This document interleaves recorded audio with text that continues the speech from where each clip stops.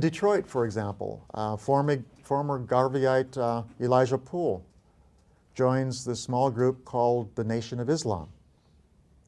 And he eventually changes his name to Elijah Muhammad and becomes the new group's leader. By the way, what happened to the old leader is that he mysteriously disappears, and no one has ever found out whatever happened to him.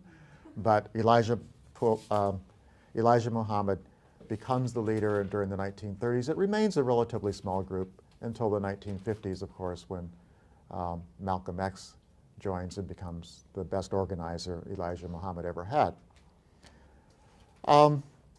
Carter G. Woodson would be another voice, also a Harvard graduate. So that's no longer a distinction only for Du Bois.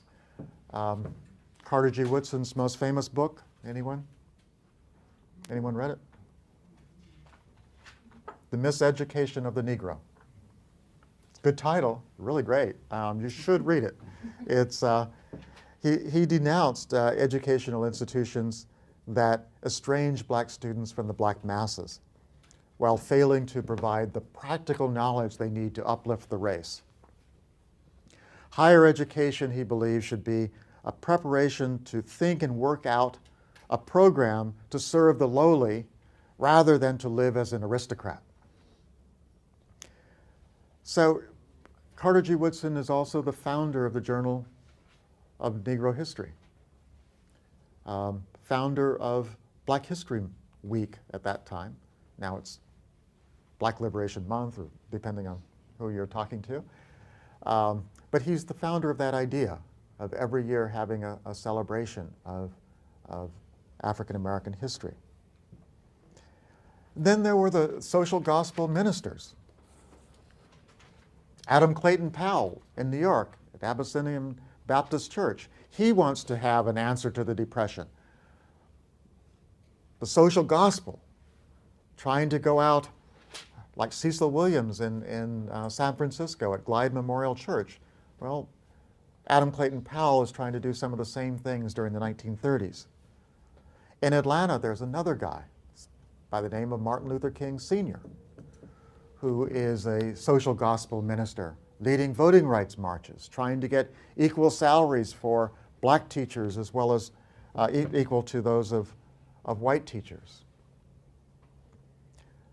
Another person by the name of George Baker, who's better known as Father Divine.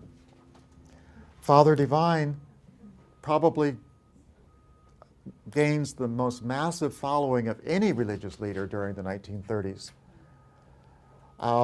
He convinces a number of followers, probably at least into the hundreds of thousands, that he is the true and living God.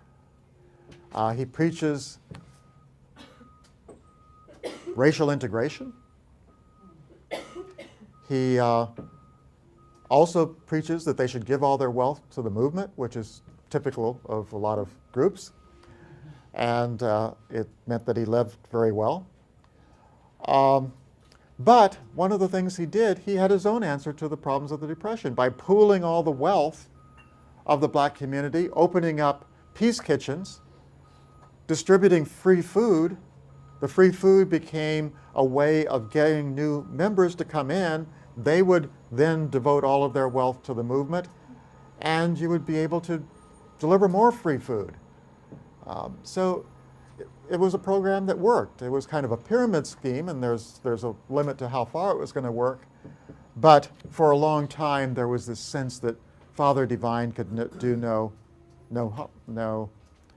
nothing but good, and was able to confront problems that even the communists had difficulty confronting, because the communists had difficulty delivering a meal to hungry people.